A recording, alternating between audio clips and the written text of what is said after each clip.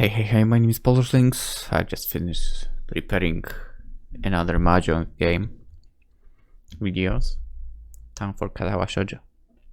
It's still not 3 AM though, so that's a success. I walk down the hall of the girls' dormitories, my school bag in hand. A doll lies inside, carefully placed on top of a small box. I've been carrying the box in there for a while now, still not sure of what to do with it. This whole situation, come to think of it, is bizarre. While I've known of Hanako's upcoming birthday party for a while now, I had no idea of exactly what the celebrations would be until I found a single note left in the abandoned tea room earlier today. I hold it up and read it again, double checking the instructions. The plain black handwriting is fairly legible despite Lilly's blindness, clearly thanks to considerable effort and care. Hisao. Hisao, we'll be holding a party at my place. Please come at 6 o'clock to room 225 in the girls' dormitory. Sorry for notifying you this way, but I have class representative duties. Lilly Sato. Not reassured, I continue walking down the hallway until we reach Lilly's dormitory room. I stayed for a second but eventually gave 3 sharp taps on the door. Oh, he did it actually. I think that was 2 taps. No, it was 3. A brief and muffled exchange of words can be heard from other side. Listening closer, I can just pick out Hanako and Lilly's voices. As they finish, Lilly calls out. Might that be Hisao? Yep. Got the note you left for me? You can come in. The door is unlocked. Glad that I managed to get the right room. I press down the handle and let myself in. As the door swings open, my greeting to them is stolen from my mouth.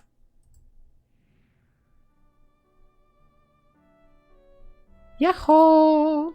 Lilly sits at the low table in the center of the room in her pajamas, while on the other side sits Hanako in a nightgown, being dressed in my normal school clothes. I feel quite out of place. I steal a quick glance at the lovely sight of the two, my eyes steering themselves from Lilly's long, thin and pale legs, all with a measure of reluctance. Hi, I think I brought everything that was needed. She smiles and nods. I wonder if she's even aware of the pleasant sight she makes. The thin dark blue silk of her pajamas really suits her, accentuating both her eyes and her curves. The look of her last night, that tentative and almost shy demeanor, seems all but replaced by her coy nature. It's nice to see her confidence returned, for I can't help casting my mind back to how she looked back then. I look to Hanako, who nervously sits opposite her in her gown. It isn't a surprise that she'd wear something so conservative, for it definitely looks cute. Damn, it really covers a lot of her body, ain't it? I mean, we knew about the face. You could notice it on her hand, but it goes on entire right side, I think. Damn, poor girl. Hi Hanako, happy birthday. Thank you. She's unusually skittish, despite the fact that she's warmed up to me considerably over the weeks we've come to know each other. This is a pretty unusual situation, I guess. Feel free to take a seat, Hisao. I'll just pour you two some tea. Sure thing.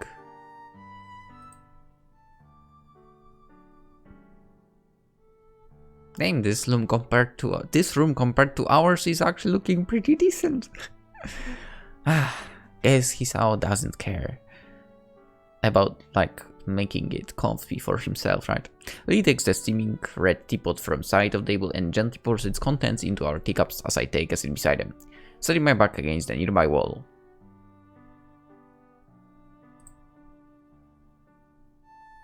You know what? I wonder if that doll is actually a good present. Like the music box, that would be freaking awesome. But I'm not confident about the doll. Anyway, With my senses returned and hormones somewhat calmer, I realized that this is the first time I've ever been in this room. The first thing I noticed is the ambient smell, just slightly different from that in mine. Probably faint perfume or nail polish. It could be anything of a girl's, really.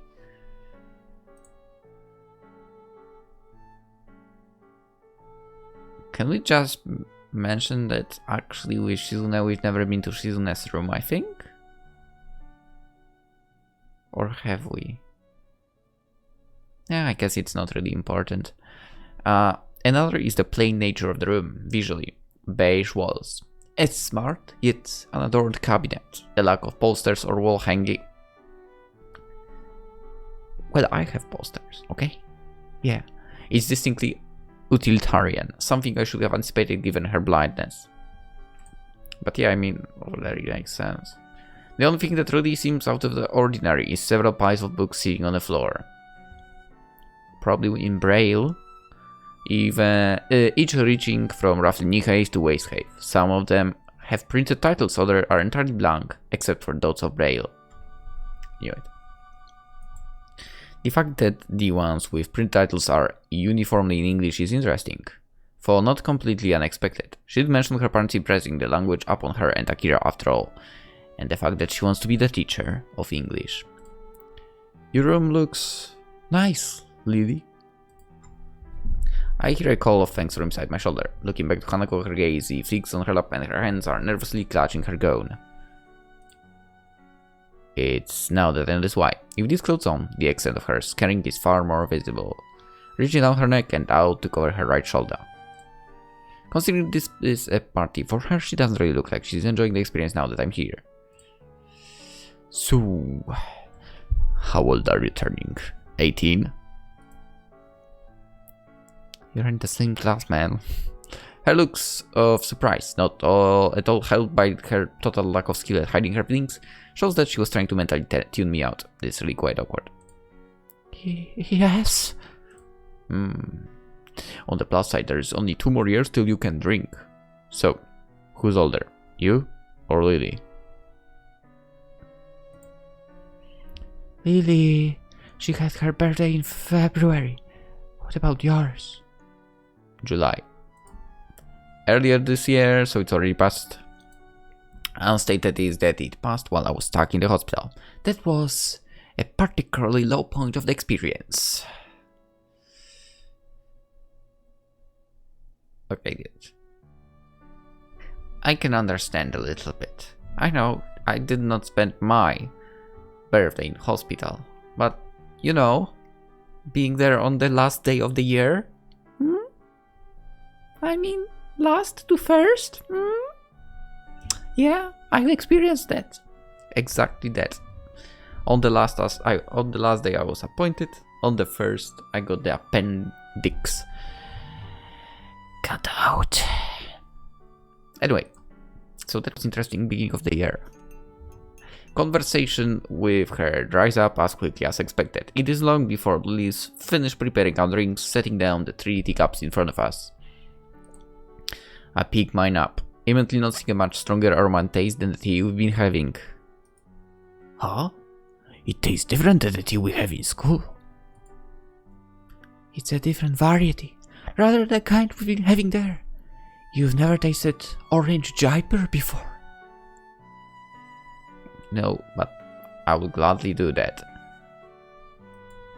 I actually like fruity teas. Note that I can remember. I should drink coffee after all. No, I don't. Like when we were in town. It's nice for. As we settle down and sip, Hanako seems to become more relaxed, or at least a bit less tense about my presence. We all finish our cups at about the same time, with Hanako failing rather badly at hiding her anticipation for the cake that's sitting to the side. Begging to be eaten. I understand. Come to think of it, I'm feeling very eager myself. First things first for... Lilly? Yeah, now it's good. Each of us knowing exactly what the other means. I lean sideways and dig around in my bag for the doll I bought. Hanako as Lilly gets up and retrieves her gift. Hiding our gifts in our hands, we present them both on the table at the same time. Happy birthday, Happy birthday. Hanako silently sits looking at them for seconds on end, out of their sheer surprise. My little wooden doll, replete with Victorian-era dress and little hat, lies next to a light brown and fluffy stuffed bear from Lilly. I would say that one makes more sense. She clutches at her gown as she moves to speak, not taking her eyes off the modest presence. Thank you, Lilly and Hisao. Her voice begins to crack as Lilly reaches forward, wrapping her in a soft embrace. The sight of Hanako holding Lilly so tightly is heartwarming, so much so that I couldn't wipe the smile off my face, even if I wanted to. As Lilly gently rests her face on Hanako's head, she speaks so kindly and softly that I can barely hear. Happy birthday, Hanako. Happy birthday, yeah. Hanako gives a small nod, holding on to Lilly for a time before breaking off and wiping an eye. I guess that for Hanako, simply having anyone to be there and love her would be special. The fact that Lilly and I can now share that role for her is something I think I will always be grateful for. Hanako gently takes the doll and teddy bear, holding them both to her chest as she warmly smiles. For a long time, all three of us simply sit in a happy silence. The quiet is not broken until Lilly's soft voice beckons. Shall we have the cake then? Her proposal is met with two looks of unhidden anticipation. No argument from me. Okay. Phew, that was good. I contentedly sit back, both Lilly and Hanako looking just as satisfied with the food as I. It took some effort, but we managed to finish off the cake in one go. I don't think I could fit any more in. I think next time I'll buy a smaller cake. Hanako and I give a chuckle, but I can't help noticing that, come this time next year, we'll have graduated from Yamaku. And? Do you have a problem with that? No. That fact is somewhat depressing, since I finally feel as if my life is starting to get back into some kind of order. In looking around Lilly's neat and orderly room, her books catch my eye once again. This may be a little impetuous, but my curiosity gets the better of me. Besides, I don't think she'll mind in any case. Hey Lilly, do you mind if I take a look at one of your books? You're quite welcome to, Hisao.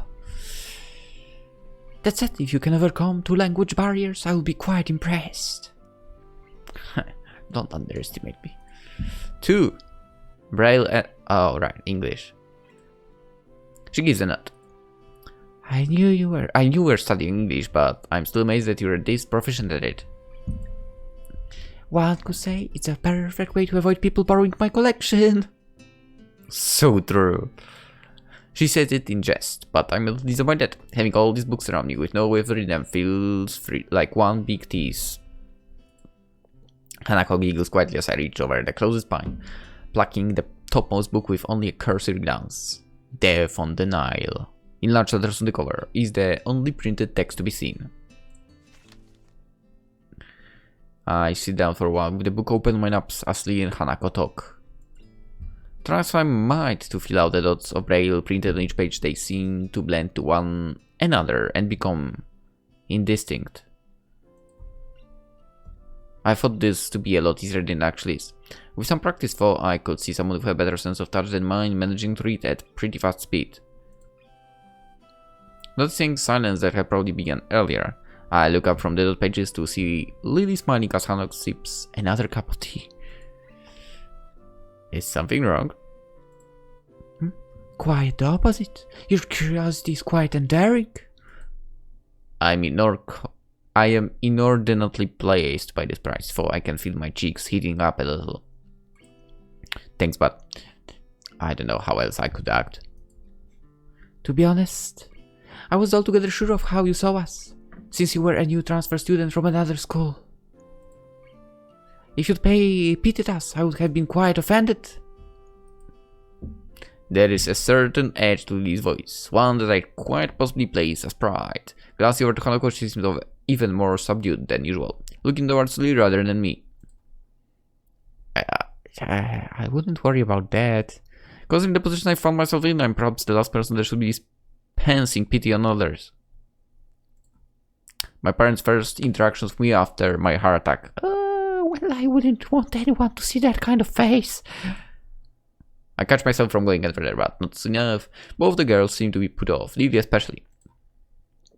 I'm sorry. I shouldn't have gone that far. An awkward silence reigns for a few beats. Thankfully, as Lily's head perks up in a gesture I've come to easily recognize. Hear something. The door. Everyone looks towards it, trusting Lily's senses. True enough, the door handle shudders and turns a flash of yellow and black slipping through. Akira Sato is in the house! Happy birthday, Hanako! Thank you. Akira takes a seat at the table as she plops her tall bag beside her. She has her trademark boisterous air about her, making no small deal of her entrance. Hanako urges her girl to steady herself, but doesn't appear too shaken after she settles down. I guess she must have met Akira before, not a huge surprise given how close Akira and Lily are. Akira doesn't seem to be the least bit put off by Hanako's scarring, despite its prominence, but she also doesn't pull any punches with how she acts by Hanako's shy nature. I thought you said you'd have to work, Akira. Did you manage to get off for a while? I kinda. I feel bad about ditching the guys doing overtime, so I gotta get back soon. But I felt bad about not coming to your cute little Hanako's birthday too, so for now I'm here. She grins wildly at Hanako, who flowers into a full blush as she pins her eyes downwards toward her lap. Her mouth seems to widen and retract over and over as if she was trying to suppress a smile out of embarrassment. It's a little strange how her reaction seems to be more immediate and forceful than when she's embarrassed by the way she looks. All she manages to give in return is a tiny nod, failing to hide her appreciation to any great extent. Not that many people give her positive attention, I suppose. It makes me respect how well Akira can handle her, making her so happy compared to what little I could do myself. Now then, before I go! She reaches into the bag beside her and gradually displays its contents.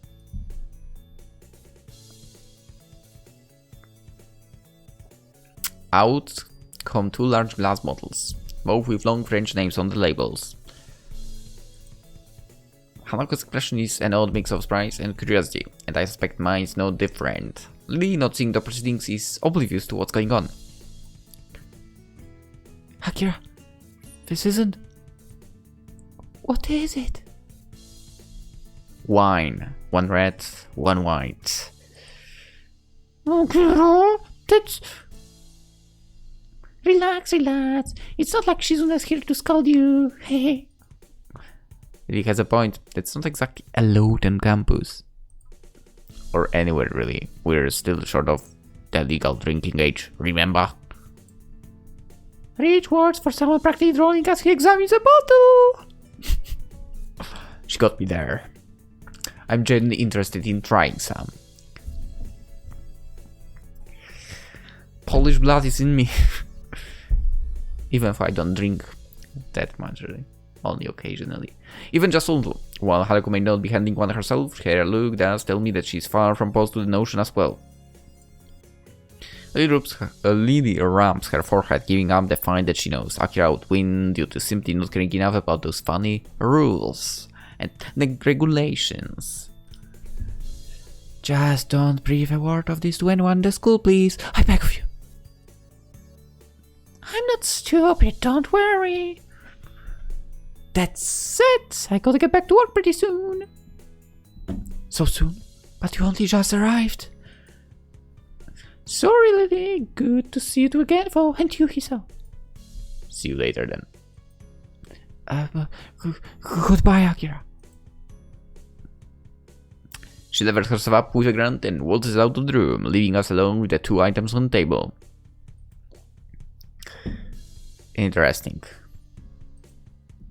Lily gives a nervous giggle at her sister's antics as Hanako takes a wine bottle. So... What do you think, Lily? She rests her elbow on the table and pitches the bridge of her nose. Thinking things through, she really doesn't seem to be able to keep up with her sister. Well, it's already here. We might as well have some. No sooner does she say it, I take a quick glance around the room for glasses.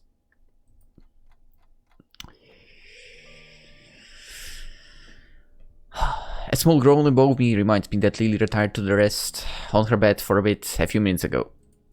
Almost completely drained of energy, I managed to stand up and drag myself to the side of the bed, sitting down and leaning my back against it.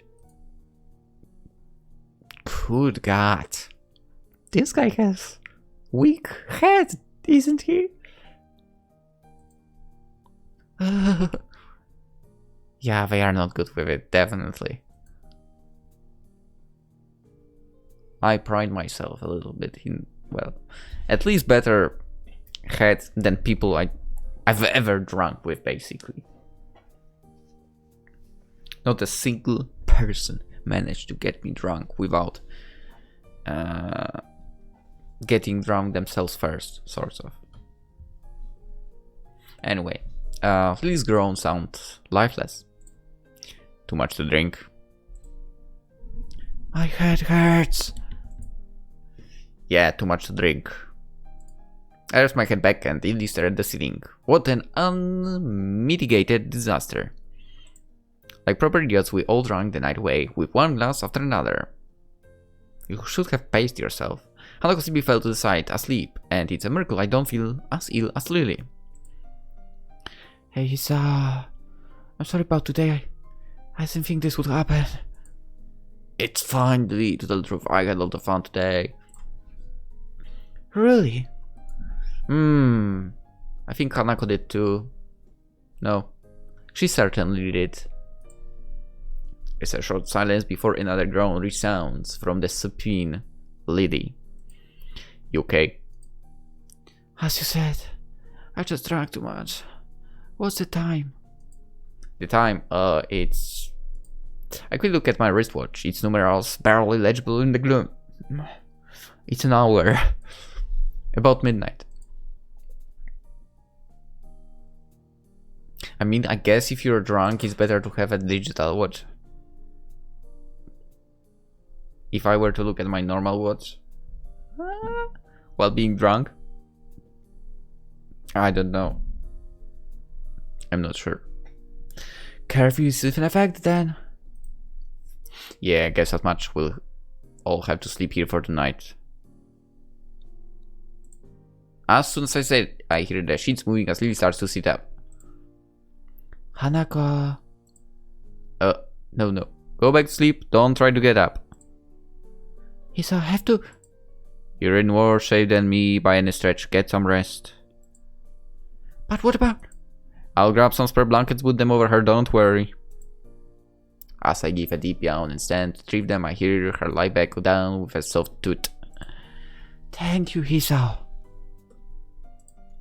No problem, it's the least I can do. You look outright wasted. I'm not... Wait, just a little bit tired. She starts pouting, a slight slur beginning to distort her words as the alcohol takes hold of her again. I grab a couple of blankets rolled up at the end of her bed. Quietly walking over to Hanako, I carefully lay the blankets over her peacefully sleeping figure, making sure not to wake her up. The thick smell of alcohol coming off her breath makes me doubt she'd wake up no matter what I did for. I stand and take one last measure of the room. Two girls, both very drunk, and one guy sleeping overnight with them in the female student's dorm. What a scandal that would be if it broke out. As I move to sit back down the side of the bed, I steal one last glance at Lily. Her sprawling, disheveled figure lies resting peacefully, slightly turned to the side. I crouch down to get a better look. Cute. Her white skin blends in with the white pillow of the bed, a look of slumber-born peacefulness on her face. Usually she seems so confident and forward, always there and caring for Hanako. Now for she seems painfully delicate. I think back to Hanako's presence. I thought it'd be a nice occasion for her, but I'd hardly expect it to be so moving. One birthday after another, year after year. Just she and Lily, all alone. I guess it wasn't just the presents she liked. Resigning myself to an uncomfortable sleep, I sit down the side of the bed once again and rest my tired arms beside me. Hey, Hisao. Lily's voice is so quiet I can barely hear it. She must be on the verge of sleep. Yeah? Thank you. Thank? For what? For being here. That's okay, that's okay. As I hear a deep breath, it's obvious Lily's gone to sleep. After closing my eyes, it doesn't take long for slumber to take me as well. She's speaking of headache right now. Prepare for the next day, girl. Hisao! Are you? The soft, barely audible voice lingering in my ear slowly wakes me. I wish I could be awoken like this more often. With a mumble, I slowly open my... Whoa! Ow, ow, ow. Taken by surprise at the face, hovering curiously millimeters from mine, I make our heads collide with a harsh toot. Oh, why would you move forward? Okay, whatever. The impact of our foreheads causes both of us to fall backwards and yelp in pain, Lee sounding more like a squeak toy than a person. Oh, whoa, whoa, whoa, whoa, whoa. I slowly rub my forehead with one hand, supporting myself with the other. Lee lies a few feet ahead, doing just the same, her face obviously pained. Sorry. Your face was kinda close and I acted on reflex. You okay? My head. It seems she's not actually okay. Completing with it, I doubt that the impact alone is what's causing her head so much pain. Hangover, you drank a fair bit last night. She silently nods in confirmation as I lever myself up.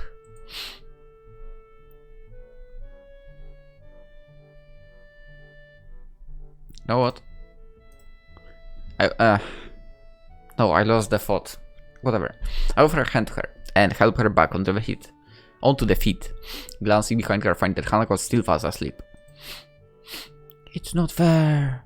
I only drank as much as you did. It's not how it works. That's very different from what I remember. And anyway, girls have a lower tolerance than men. I don't know if that's true. Maybe. I mean, it actually depends on each person, let's face it. I know people who are getting drunk after I don't know. I would like to say one bottle, but it's less, way less. After one glass, actually.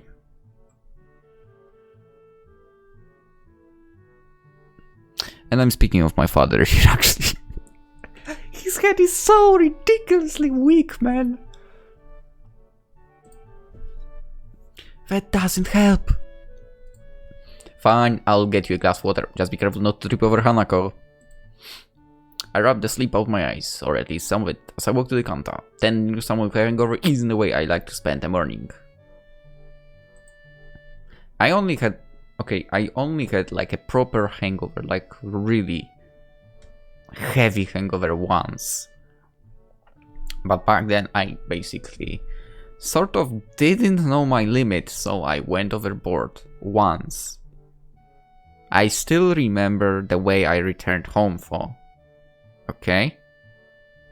I remember it clearly. That's the best part. I remember everything actually from that day.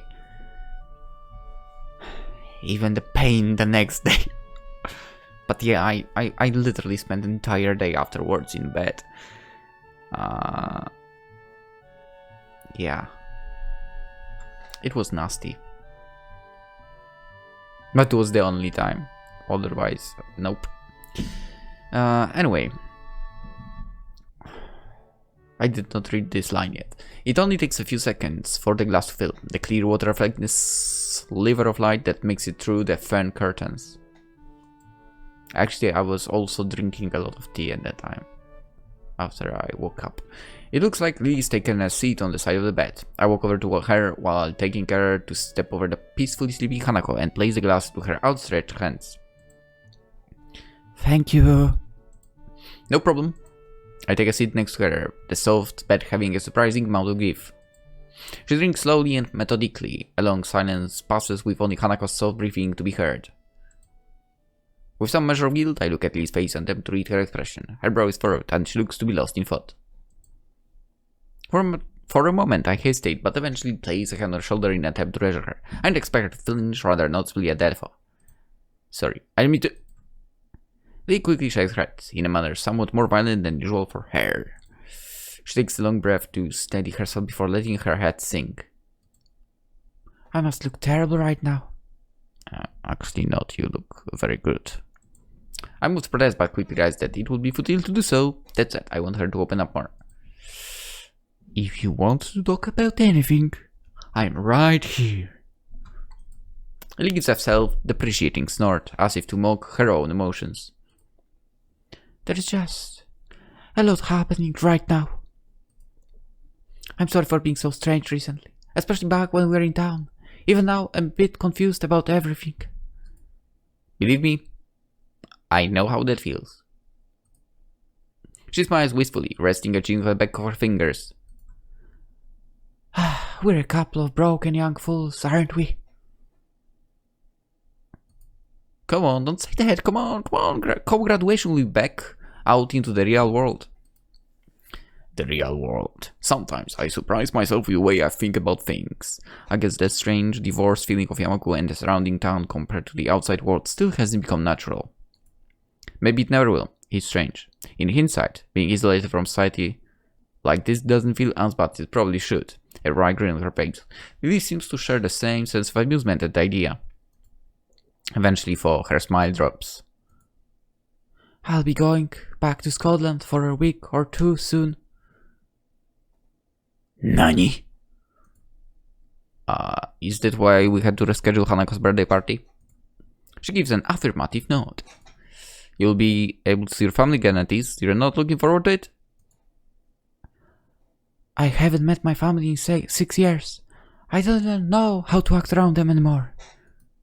Wait, what? My mouth hangs open as I try to process what she said. If she's 18, that means she'd have been only 12 when they left. I may have seen a very little of my parents, what with them being working long hours, but that's...